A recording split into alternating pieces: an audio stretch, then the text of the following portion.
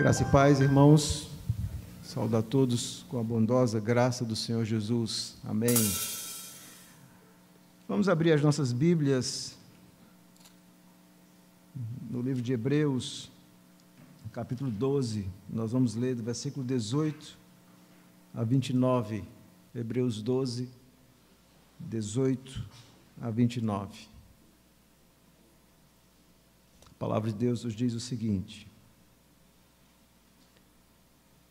Hebreus 12, 18. Ora, não tendes chegado ao fogo palpável e ardente, e à escuridão, e às trevas, e à tempestade, e ao clangor da trombeta, e ao som de palavras tais, que quantos o ouviram suplicaram que se não lhes falasse mais, pois já não suportava o que lhes era ordenado. Até um animal, se tocar o monte, será apedrejado. Na verdade, de tal modo era horrível o espetáculo que Moisés disse: sinto-me aterrado e trêmulo. Mas tende chegado ao monte Sião, e à cidade do Deus vivo, a Jerusalém celestial, e a incontáveis hostes de anjos, e a universal assembleia, e igreja dos primogênitos arrolados nos céus, e a Deus, o juiz de todos, e aos espíritos dos justos aperfeiçoados, e a Jesus, o mediador da nova aliança, e ao sangue da aspersão que fala coisas superiores ao que fala o próprio Abel. Tende cuidado, não recuseis ao que fala, pois se não escaparam aqueles que recusaram ouvir quem divinamente os advertia sobre a terra, muito menos nós, os que nos desviamos daquele que dos céus nos adverte. Aquele cuja voz abalou então a terra, agora, porém, ele promete, dizendo: ainda uma vez por todas farei abalar não só a terra, mas também o céu. Ora, esta palavra, ainda uma vez por todas, significa a remoção dessas coisas abaladas, como tinham sido feitas, para que as coisas que não são abaladas permaneçam. Por isso, recebendo nós um reino inabalável, tenhamos gratidão, pela qual sirvamos ou adoremos, em outra tradução, a Deus, de modo agradável, com reverência e santo temor, porque o nosso Deus é fogo consumidor. Amém. A palavra do Senhor. Mantenha a sua Bíblia aberta. Vamos orar, rogando a iluminação do Espírito. Bendito Deus, nós somos gratos por esse momento de muita alegria, quando o teu povo adora o teu nome. Somos gratos pela bondade do Senhor em nos dar um local tão aprazível para adorarmos o teu nome. Mas, na nova aliança, nós sabemos que o Senhor não habita em lugares, mas em pessoas. É no meio do teu povo, onde quer que ele esteja, que o Senhor está. E é com essa convicção que nós rogamos que o teu Espírito que habita em nós e que está aqui nessa noite, que ele nos instrua, que ele nos corrija, que ele converta aqueles também que não te conhecem. Essa é a nossa oração, em nome de Jesus. Amém. Meus irmãos, quando vocês pensam em ir para a igreja, qual é o primeiro pensamento que vem à sua mente? Vocês crianças, quando vocês pensam, quando o pai diz, ou a mãe, vamos para a igreja, o que é que vem à mente de vocês? Talvez um local, agora um local mais bonito, mais agradável, talvez rever amigos, talvez rever pessoas, talvez adorar a Deus, talvez muitas dessas coisas venham à nossa mente. Nesse texto, o autor dos Hebreus ensina aos seus leitores o que é que eles deveriam pensar quando eles pensassem a respeito da igreja. O grande problema que nós temos com a igreja é que os nossos pensamentos em relação à igreja são pequenos demais, são pobres demais. E isso tem tido terríveis implicações na forma como nós pensamos na igreja e na forma como nós ouvimos a palavra de Deus e na forma como nós adoramos a Deus em um culto corporativo. Esse texto vai nos ensinar a respeito de todas essas coisas. Esse texto que nós lemos está inserido na Epístola aos Hebreus, cujo autor nós não sabemos, nós não temos a certeza quem escreveu essa epístola, embora ao longo da história da igreja ela tenha sido atribuída ao apóstolo Paulo. E essa epístola, embora nós não saibamos, obviamente, quem escreveu, nós sabemos por que ele escreveu. Há várias razões que nós podemos elencar da própria epístola, que na verdade não é uma epístola, é uma epístola que na verdade começa como um tratado teológico, desenvolve-se como um sermão, como homilia, os verbos sempre na primeira pessoa, e termina como uma epístola. Então é um gênero literário que nós chamamos híbrido, onde vários aspectos literários são colocados de forma conjunta. E aqui nessa epístola, ou nesse documento híbrido, nessa homilia, ou nessa carta, o autor aos Hebreus desenvolve o seu argumento de uma forma muito simples. Ele usa vários textos do Antigo Testamento e depois, então, expõe esses textos, mostrando como esses textos apontavam para Jesus Cristo. Então, ele percorre quase todo o Antigo Testamento. Ele percorre não apenas os textos do Antigo Testamento, mas profundas imagens do Antigo Testamento, mostrando como isso tem uma implicação para nós na nova aliança. Mas vários estudiosos têm observado que, além desse argumento linear, onde ele expõe vários textos e faz aplicações, a Epístola aos Hebreus ela tem uma natureza vertical. É como se o autor, em alguns momentos dessa linearidade do seu argumento, ele então abrisse alguns aspectos da verticalidade, onde ele leva os seus leitores ao céu, a pensar em realidades celestiais.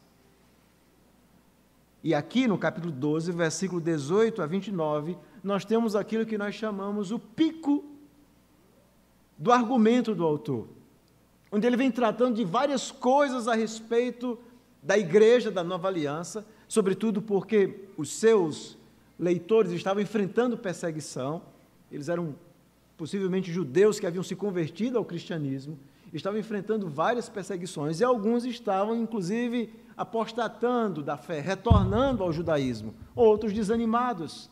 E ele então começa a mostrar a superioridade da obra de Cristo e como todo o Antigo Testamento aponta para a pessoa bendita de Cristo.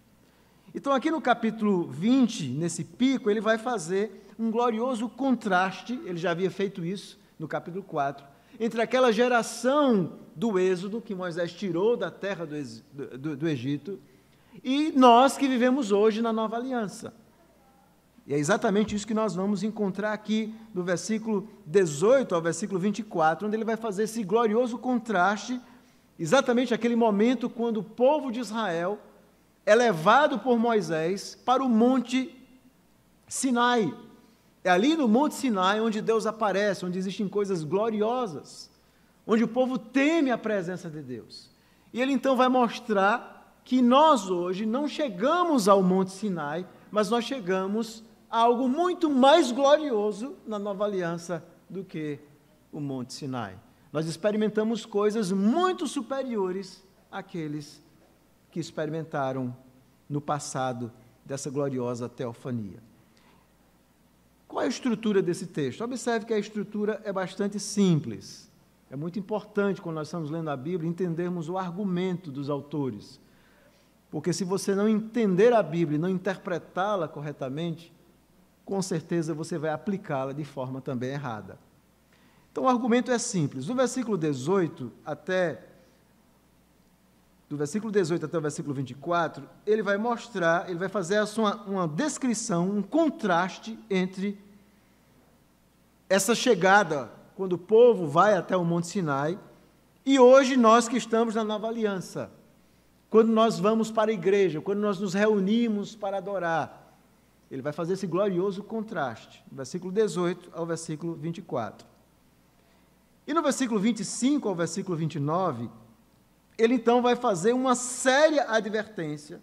Veja como começa o versículo 25. Tende cuidado, não recuseis ao que fala. Então ele vai fazer uma séria advertência, para nós que estamos vivendo hoje na Nova Aliança, para não incorrermos no mesmo erro daqueles que viveram lá no deserto e não entraram na terra prometida pela sua falta de fé, por não crerem na palavra de Deus. Então, há duas partes muito claras aqui no argumento. Esse contraste do versículo 18 a 24 e uma advertência do versículo 25 ao versículo 29. Então, se nós tivéssemos que resumir um tema, talvez um tema mais contemporâneo, que traduza o argumento, talvez um tema apropriado seria Bem-vindos à Igreja Gloriosa de Cristo. Bem-vindos à Igreja Gloriosa de Cristo. Há duas ideias. Primeiro, a sua maravilhosa descrição, no versículo 18 a 24, uma descrição, o que é a igreja. E do versículo 25 a 29, uma séria advertência. Bem-vindos à Igreja Gloriosa de Cristo, sua maravilhosa descrição e uma séria advertência. Então vamos analisar em primeiro lugar os versos 18 a 24, essa maravilhosa descrição. Observe que no versículo 18 e no versículo 22, há duas palavras na sua Bíblia que são muito importantes. A palavra chegado. E essas duas palavras na língua grega estão em uma forma perfeita. E o que é que significa isso? Significa que o autor está falando de uma realidade completamente concretizada. Ele não está falando de coisas que vão ocorrer ainda, não é futuro. Esse verbo, ele implica de realidades completamente já realizadas. E ele então começa no versículo 18, primeiro a pensar naqueles lá do deserto. Ele vai usar uma imagem, uma figura. E de onde é que ele tira essa imagem, essa figura? Ele vai tirar exatamente do livro de Êxodo, no capítulo 19, versículo 12 e 13. E o que acontece ali em Êxodo 19, 12 e 13? É o momento onde o povo vai adorar a Deus no Monte Sinai, e eles experimentam algo glorioso, a própria presença de Deus, há uma teofania, onde a presença de Deus aparece ali e o povo fica amedrontado. E é assim que o autor começa, veja o versículo 18, ora, não tendes chegado, está falando para nós não chegamos ao fogo palpável e ardente, e à escuridão, e às trevas, e à tempestade, e ao clangor de trombeta, e ao som de palavras tais, que quanto ouviram, suplicaram, que não lhes falasse mais. Então, quando o povo viu aquela cena, eles tiveram medo, muito medo. Você imagina você ouvir ali no monte a presença de Deus, e Moisés havia ordenado, se vocês lerem Êxodo 19, Moisés havia ordenado que ninguém deveria tocar. Deus disse, quem tocar no monte vai morrer. Ninguém deveria se aproximar. Ali nós tivemos uma gloriosa manifestação da presença de Deus. É ali onde Deus vai dar a lei a Moisés. E nós observamos então que o autor aos Hebreus diz, veja o versículo 20, pois já não suportavam o que lhes era ordenado, até um animal, se tocar o monte, será apedrejado. Se você abrir a sua Bíblia, por favor, faça isso em Êxodo 19, versículo 12 e 13, você pode ter um pouco dessa figura que o autor aos Hebreus está usando. Êxodo 19, 12 e 13. Veja o que Deus diz a Moisés, marcarás em redor limites ao povo, dizendo, guardai-vos de subir ao monte, nem toques o seu limite, todo aquele que tocar o monte será morto, mão nenhuma tocará neste, mas será apedrejado ou flechado, quer seja animal, quer seja homem, não viverá, quando soar longamente a buzina, então subirão ao monte. E essa imagem de ninguém tocar, vamos voltar lá para Hebreus, apontava exatamente essa ideia da santidade, da glória, da majestade de Deus. E aquela visão foi tão gloriosa, e o autor dos Hebreus, veja o versículo 20, ele diz, na verdade, não apenas o povo teve medo, porque se nenhum animal, nem mesmo animal podia tocar naquele lugar, porque ali estava Deus em toda a sua glória, em toda a sua majestade, o versículo 21 diz que Moisés, de tal modo, na verdade, era horrível o espetáculo, que Moisés disse, sinto-me aterrado e trêmulo. Na verdade, uma tradução literal do texto grego seria, eu tenho temor e tremor. Literalmente é isso que está no texto grego, o nosso tradutor aqui da nossa versão atualizada traduziu diferente, mas literalmente esse foi o sentimento de Moisés. O próprio Moisés, ele teve temor e tremor no seu coração. Ele temeu. Ele viu a glória de Deus. Ele viu a majestade de Deus. Ele viu a santidade de Deus. Mas nós não chegamos a isso. Não é impressionante? Mas vocês não chegaram a isso. Essa cena foi gloriosa, foi maravilhosa. Mas vocês chegaram a um lugar melhor ainda na nova aliança. E é isso que ele vai dizer a partir do versículo 22. Siga o argumento comigo. Mas tende chegado ao monte Sião. É interessante que da mesma forma que Deus havia aparecido lá no Sinai, o autor aos Hebreus está fazendo um contraste entre o Monte Sinai e o Monte Sião. E o que é que tem no Monte Sião, pastor? Era lá no Monte Sião onde Deus manifestou a sua glória e onde foi construída Jerusalém. Era ali onde estava o templo, era ali que existia uma gloriosa manifestação da presença de Deus. Era ali onde o nome de Deus era adorado. E o autor aos Hebreus, então, está mostrando, usando essa metáfora mais uma vez, que nós agora chegamos, não é que nós estamos chegando, o verbo está em um sentido completo. Nós, aqueles que são crentes em Jesus, nós chegamos a uma realidade gloriosa. Qual é a realidade gloriosa da nova aliança? Quando alguém crê no Senhor Jesus Cristo, ele chega ao glorioso. E o que é? Ao Monte Sião. Mas não essa cidade literal de Jerusalém, não. Nós chegamos à cidade do Deus vivo, a Jerusalém celestial. E o que é a Jerusalém celestial? Se você ler o livro de Apocalipse, lá no final, o autor de Apocalipse vai nos explicar isso de forma bem detalhada. Ele vai nos ensinar que a Jerusalém celestial não é aquilo que nós aprendemos muitas vezes, as ruas de ouro, de forma literal, não é nada disso. A Jerusalém celestial em Apocalipse é uma imagem para a igreja, para a noiva do Cordeiro. Agora, na nova aliança, nós chegamos à igreja, à noiva do Cordeiro.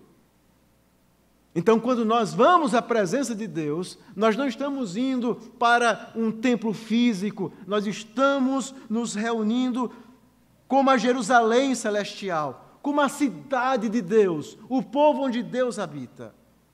E ele continua ainda, a Jerusalém celestial, e ele continua dizendo, e há incontáveis hostes de anjos em ajuntamento festivo. Eu não sei porque a nossa tradução está assim, mas literalmente é, e a incontável miríades de anjos em ajuntamento festivo. Então, nós chegamos também nessa igreja. O autor aos Hebreus diz assim, quando vocês estiverem reunidos, não olhem apenas para a parede e para pessoas que estão à volta de vocês. Quando nós estamos reunidos como igreja, há uma miríade de anjos que estão festejando na presença de Deus. Na nova aliança, nós chegamos, então, a milhões de anjos reunidos, alegres, felizes. Enquanto nós estamos cultuando e adorando a Deus, esses anjos também adoram, glorificam a Deus, ainda que nós não possamos enxergá-los. Esse nosso culto, ele não apenas está acontecendo aqui, está acontecendo exatamente o que nós cantamos, a escada de Deus, a porta do céu. Céu e terra, como um abraço glorioso. E ele continua dizendo, e nós nos chegamos ao quê? Nós nos chegamos à universal assembleia, ou à igreja dos primogênitos arrolados nos céus. Nós chegamos também a uma igreja daqueles que estão inscritos. A ideia de arrolados era muito importante no Antigo Testamento. Vocês lembram quando os sacerdotes retornam, eles iam procurar lá nas genealogias, se o seu nome não estivesse ali, você não podia provar que você era um judeu de fato, então você não podia ser sacerdote. Mas nós, na nova aliança, o nosso nome, quando Jesus nos transforma, está arrolado nos céus. Então, quando nós vamos para o ajuntamento solene, quando nós vamos para a igreja, nós vamos para a igreja dos primogênitos arrolados nos céus. Vocês lembram bem essa figura do primogênito? Bom, no Antigo Testamento, o primogênito era aquele que recebia a herança dobrada. O primogênito era aquele que recebia os maiores privilégios. Antes do sacerdócio levítico, era o primogênito também no Antigo Testamento que cuidava da parte, ele tinha um papel importante no próprio culto da família, exercendo junto com o pai uma espécie de sacerdócio. O primogênito era vital, mas agora na nova aliança, todos nós somos primogênitos. Todos nós somos tratados como primogênitos de Deus. E onde é que está o nosso nome? Ele não está escrito no hall da igreja, ele está escrito lá nos céus, no hall de Deus. Essa é a igreja. A igreja é aquela onde os primogênitos têm o nome arrolado nos céus. Mas quando nós não chegamos na igreja, nós não apenas não chegamos nessa Jerusalém gloriosa, onde anjos estão sendo louvados, onde o povo de Deus, os primogênitos, estão ali juntos, reunidos, mas nós não chegamos, veja o versículo 23, a quem? Nós não chegamos a Deus, o juiz de todos. Quando nós vamos para a igreja, nós estamos na presença de Deus, que é o juiz de todos. E essa figura de Deus como juiz deveria nos dar um grande pavor, não é? Um juiz que sabe tudo ao nosso respeito, um juiz que conhece todos os nossos pecados, mas o autor aos Hebreus diz algo interessante, ele diz, e a Deus o juiz de todos, e ao Espírito dos justos aperfeiçoados. Apesar desse juiz ser santo, perfeito e glorioso, em Cristo Jesus, ele aperfeiçoou, ele salvou, ele justificou um povo. Então esse juiz também foi um pai, e é um pai amoroso, porque ali nós estamos juntos, dentro dessa igreja, do Espírito dos justos aperfeiçoados. E aqui talvez seja uma figura, alguns imaginam, nós não temos certeza, talvez uma figura da igreja como um todo, não apenas dos que estão vivos, mas aqueles que morreram. Obviamente, eles não sabem o que nós estamos fazendo aqui, mas o autor dos Hebreus está nos elevando a mente para a igreja como sendo essa igreja gloriosa de todos aqueles eleitos em Cristo Jesus. Isso é igreja. Quando nós vamos para a igreja, nós não chegamos a algo visível, mas a algo invisível, glorioso. Nós chegamos ao povo de Deus. Mas existe mais, no versículo 24. Onde nós chegamos? Veja o versículo 24. Nós chegamos a Jesus, o mediador da nova aliança, e ao sangue da aspersão, que fala coisas superiores ao que fala o próprio Abel. E quando nós chegamos na igreja, nós não vemos apenas Deus e o Espírito justo aperfeiçoados, um povo que foi salvo no sangue de Jesus, mas nós chegamos a Jesus.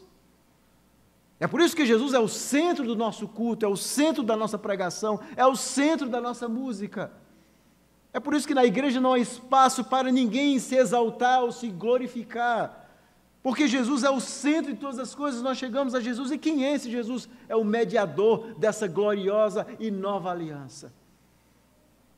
E nessa gloriosa e nova aliança, nós somos beneficiados, nós somos incluídos nela. Como? Pelo sangue da aspersão, pelo sangue que Ele derramou na cruz.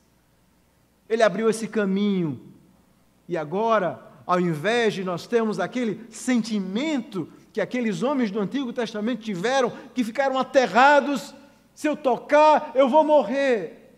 Agora, através de Jesus, o autor dos Hebreus diz no capítulo 4, que Deus agora nos convida e diz, vá com confiança até o trono da graça, não tenha medo. Esse Deus santo e juiz é o seu Pai em Cristo Jesus.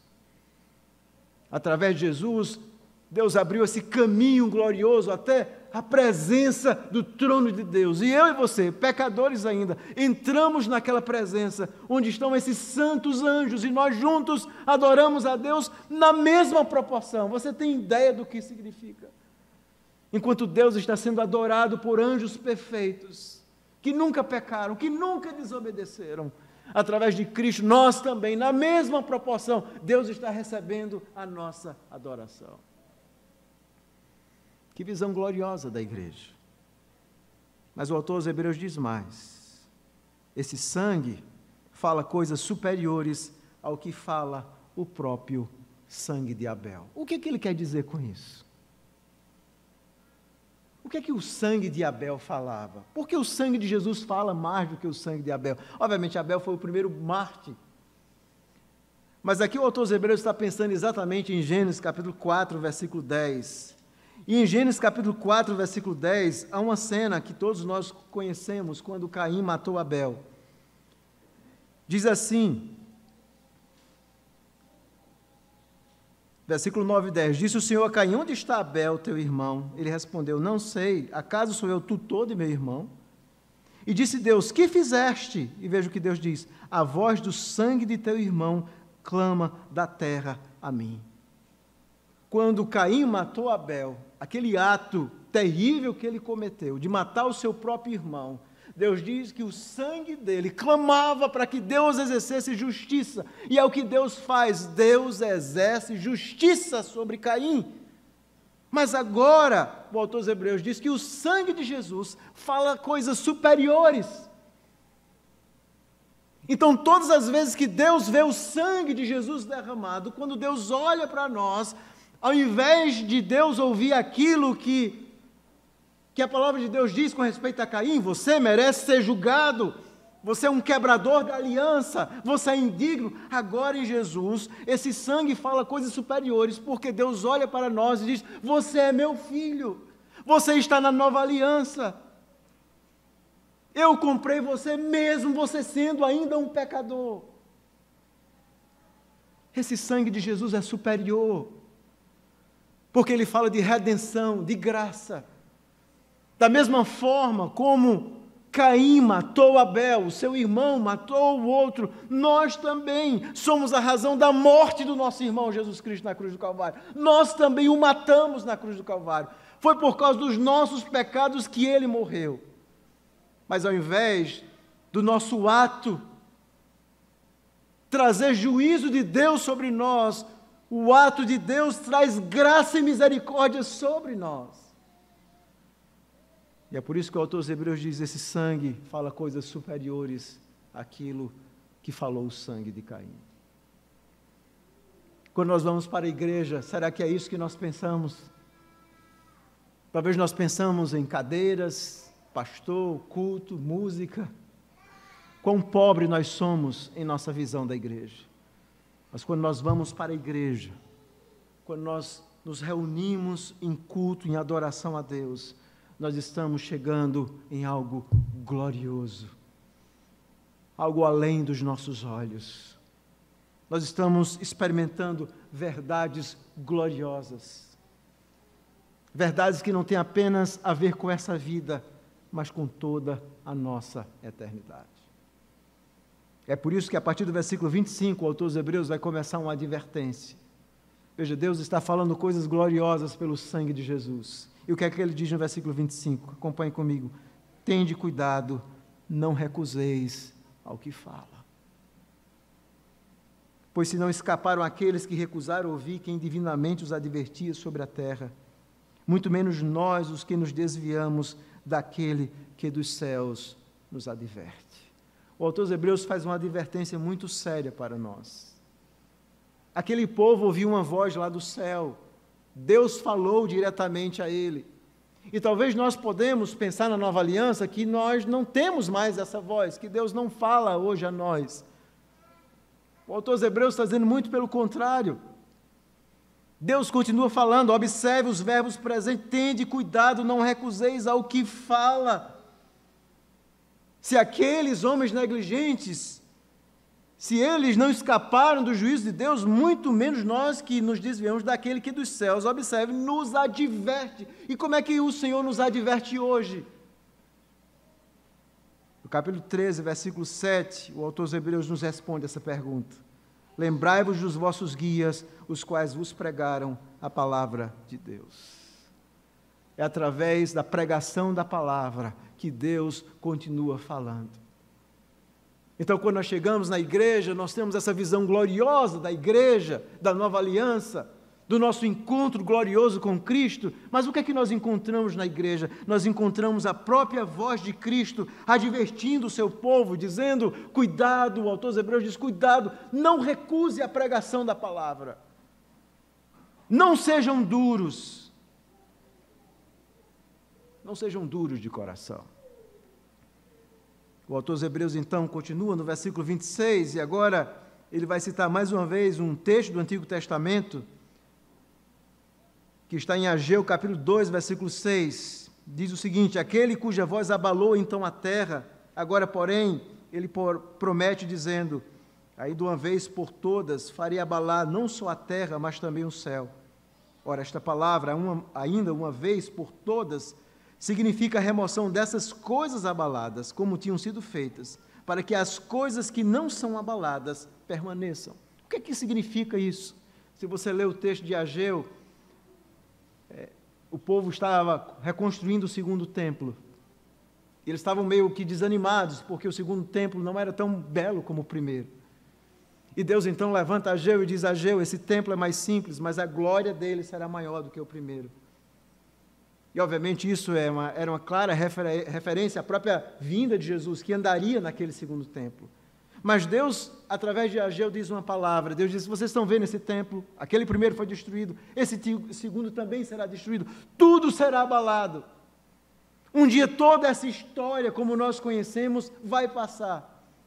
E aqui o autor dos Hebreus está dizendo: irmãos, não deixem de ouvir com atenção a palavra de Deus, porque esse mundo, como nós conhecemos, todo ele vai passar, tudo será abalado, nada permanece. Nós chegamos a essa igreja, ela é bela, ela é maravilhosa, nós estamos felizes, mas nada disso sobrará, tudo será abalado um dia. E o que restará? Ele vai dizer isso no final do versículo 27. Para que as coisas que não são abaladas permaneçam. Versículo 28. Por isso, recebendo nós um reino inabalável. Aquilo que nós experimentamos aqui, começamos a experimentar como igreja, e com atitude de muita gratidão a Deus por esse templo, e talvez nós até fiquemos meio impressionados com alguma beleza estética, nada disso se compara com o reino inabalável que um dia nós vamos experimentar. Isso aqui é uma pobre visão, talvez a mais pobre visão que nós temos, do reino glorioso, de coisas inabaláveis que nós vamos experimentar. Então, qual deve ser a nossa atitude hoje? Nós que temos esse privilégio na nova aliança de adorar a Deus, experimentar realidades gloriosas, de termos a própria voz de Cristo falando ao nosso coração pela pregação. Qual deve ser a nossa atitude? O autor vai concluir dizendo, do versículo 28, nós devemos ter gratidão, ao invés de retenhamos a graça, que graça, essa tradução talvez não seja boa, porque a ideia de reter a graça está se referindo à graça como sendo o aspecto da graça de Deus, mas o sentido literalmente é a ideia de ter gratidão. Tenhamos gratidão,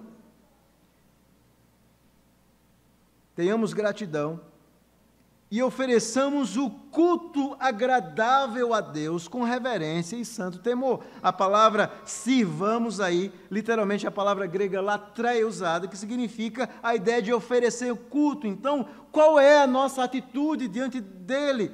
Nós temos que ter uma atitude de gratidão a Deus, por nos incluir nessa igreja gloriosa, e nós devemos agora então adorá-lo. Como ele quer ser adorado? Não como nós imaginamos, não como nós queremos. Nós temos que adorá-lo de uma forma agradável. Qual deve ser a nossa atitude ao nos reunirmos? Reverência e santo temor. Todas as vezes que nós estivermos reunidos, nós temos que ter essa imagem dessa igreja gloriosa da qual nós fazemos parte. Mas temos que ouvir com atenção a palavra de Deus. Temos que ter muita gratidão em nosso coração em estarmos aqui. E temos que adorar a Deus de uma forma agradável, com reverência, com respeito e santo temor em nosso coração. E ele vai concluir dizendo por quê? Por quê? Porque o nosso Deus é fogo consumidor. Porque nós não devemos ofendê-lo. Porque aqueles na antiga aliança experimentaram o que era fazer as coisas contrárias ao que Deus quer. Essa é a imagem da igreja que você tem? Se você tem uma imagem pobre da igreja, o seu culto será pobre, a sua atitude em relação à pregação será pobre, a sua postura no culto será pobre. Você não terá nenhuma preocupação com a forma de adorar a Deus, porque você não compreende, na verdade, o que é Deus e nem como Ele quer ser adorado. Há uma cena interessante na história a respeito de um rei francês, Henrique de Navarra. Henrique de Navarra, ele foi um homem que havia professado a fé protestante. A França era católica, mas ele, um príncipe, havia declarado abertamente a sua fé, havia aderido à reforma. O fato é que, naquele momento de sucessão, a sucessão caiu exatamente para Henrique de Navarra. Mas havia uma condição para Henrique de Navarra ser rei da França. Ele precisava retornar ao catolicismo. Essa era a escolha que ele precisava fazer. Ou ele retornava ao catolicismo e se tornava rei da França, ou ele então continuava fiel na sua fé e nunca seria rei da França. E aí nós temos aquela famosa frase de Henrique, e essa frase que vários historiadores repetem, é uma frase desastrosa. Essa frase é: Paris vale uma missa. Essa foi a frase de Henrique. Paris vale uma missa. Ou seja, valeria a pena deixar a fé para se tornar rei, porque Paris valia ir para a missa. Quando nós pensamos na igreja, às vezes nós fazemos a mesma coisa que Henrique. Nós deixamos ao Senhor e à sua igreja por coisas tão fúteis. Em vários momentos nós somos chamados a escolher entre Cristo e o mundo. Em vários momentos nós somos chamados a escolher entre a verdadeira igreja e a verdadeira adoração, ou a adoração dos homens, e simplesmente adorar a Deus como nós queremos. Várias e várias vezes, como Henrique, nós somos colocados na berlinda, onde nós temos que escolher. Nós temos que escolher. Nós temos que fazer decisões importantes na nossa vida, mas a decisão mais importante para nós, a decisão mais importante para o povo de Deus, é ter uma visão gloriosa da sua igreja e do seu Deus e ser fiel até o fim. É isso que o Senhor nos chama. O Senhor nos chama, meus irmãos, à fidelidade. Nós teremos inúmeros desafios como cristãos vivendo nesse mundo, a cada dia mais secularizado, com valores diametralmente opostos à palavra de Deus, e sempre nós seremos chamados a tomar decisões, como crentes, como servos do Senhor, como igreja do Senhor, e nós podemos seguir exatamente o caminho de Henrique. O que é que custa fazer isso? Por que não? Todo mundo faz. Ou nós podemos estar dispostos a sofrer, estar dispostos a dar a vida por Cristo, porque nós sabemos que há algo glorioso que nos espera, um reino inabalável. Há coisas superiores que nos aguardam, há coisas maravilhosas que nos aguardam. E nós, então, permanecemos firmes até aquele dia. Quando o autor aos Hebreus falou essas verdades, ele falou para uma comunidade de cristãos pobres, cujos bens haviam sido roubados, perseguidos dentro do Império Romano, muitos encarcerados, muitos que não tinham absolutamente nada. E é para esse povo que o autor aos Hebreus diz: vocês têm um reino inabalável. Vocês fazem parte de algo glorioso, da igreja do Deus vivo. Quando vocês forem a essa igreja, quando vocês forem adorar, bem-vindos à igreja gloriosa de Cristo. É isso que nós somos, a igreja gloriosa de Cristo. Nós somos parte dessa igreja. E o nosso desafio, a nossa missão, nesse novo momento que nós estamos, a partir desse momento, é fazermos com que esse edifício, nós sabemos que o templo somos nós, mas é fazermos com que esse edifício, com que esse prédio se encha de pessoas, para que venham também a glorificar a Deus. Nós queremos mais pecadores arrolados nos céus. Essa é a nossa missão. A nossa missão é pregar o Evangelho para vermos mais pecadores arrolados nos céus. Para que nós possamos, como eu disse hoje de manhã, ficarmos tristes com a nossa falta de fé, talvez. De não termos tido fé no Deus que faz coisas muito mais gloriosas e extraordinárias. Quem sabe Deus não envia um genuíno avivamento em nossos dias. Não esses avivamentos fabricados, mas aqueles que foram experimentados na Escócia, nos Estados Unidos e em outros países, onde Deus visitou o seu povo de forma gloriosa. E numerosas conversões impactaram pessoas. E há uma descrição, quando Jonathan Edwards está pregando um sermão, pecadores nas mãos de um Deus irado. Ele prega a palavra de Deus. E algumas pessoas contam que quando ele pregou ali, Deus irrompeu com tanta majestade no meio do povo, que alguns se seguravam nas colunas da igreja, temendo que o inferno fosse abrir. E eles então experimentaram o impacto da presença de Deus, e crianças choravam, e um homem, um pecador que estava ali, precisou ser levado depois do culto em uma carroça, porque ele não conseguia andar, chorando os seus pecados. Eles experimentaram essa visão gloriosa de Deus e da igreja. E nós precisamos também recuperar essa visão gloriosa da igreja. E a minha oração é que Deus nos visite de forma poderosa, para que nós, nossos filhos e netos, possam experimentar um poderoso avivamento, que produza santidade, que nos faça sentir aquilo que Isaías sentiu: ai de mim, eu estou perdido, eu vi o Rei. É isso que nós precisamos, é de um povo santo, piedoso, que tenha uma compreensão verdadeira do que é servir a Cristo. Esse reino é inabalável, e um dia, quando nós morrermos e estivermos na glória, nós vamos experimentar a presença de Cristo para todo sempre. Hoje nós temos uma visão dessa Jerusalém celestial, desses anjos que cantam, que estão em festa, dessa igreja rolada nos céus. Mas um dia, quando Jesus voltar e nós ressuscitarmos, os nossos olhos vão ver essa igreja de forma visível. Nós vamos ver Cristo, nós vamos ver milhões de anjos, nós vamos ver milhões de crentes e irmãos ressuscitados em Cristo, adorando, como lá em Apocalipse, bendizendo ao Cordeiro que foi morto e ressuscitou, e viveremos com Ele pelos séculos dos séculos. É isso que nos aguarda, irmãos, esse reino inabalável. Maranata, que Ele venha. Vamos orar. Bendito seja o Teu nome, Senhor, pela Tua gloriosa palavra, que nos exorta, que nos ensina, que nos adverte.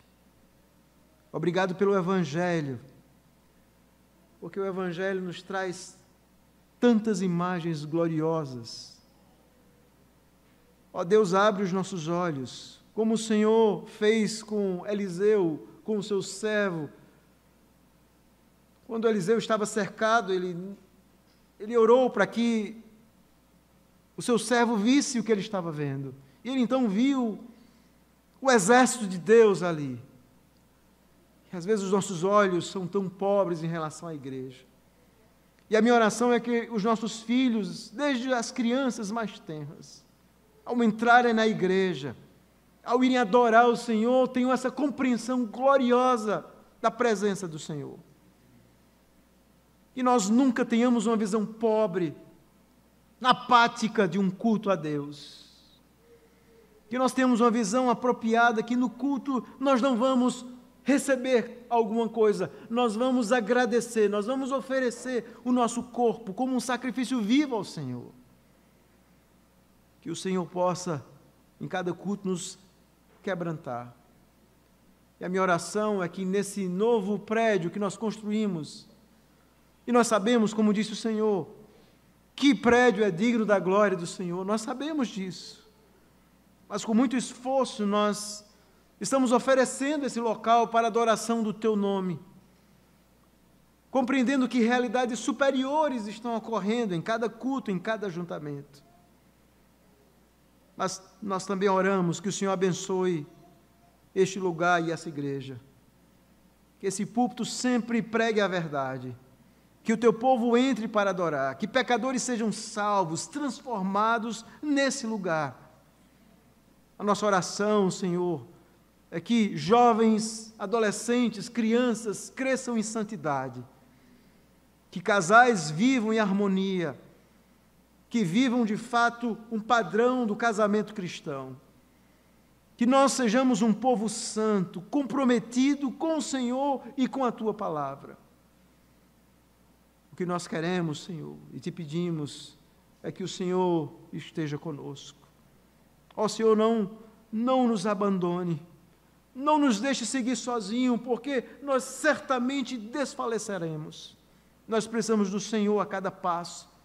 Abençoa o conselho, os presbíteros, os diáconos, abençoa a liderança dessa igreja, para que sejam fiéis ao Senhor, para que tenham a coragem de dizer não, para que tenham a coragem de ir contra os valores desse mundo.